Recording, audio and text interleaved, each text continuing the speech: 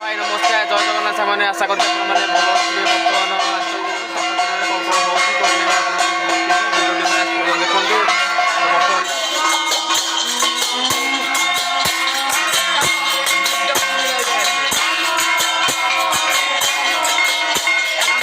Hare Ram Ram Ram Hare Hare Hare Krishna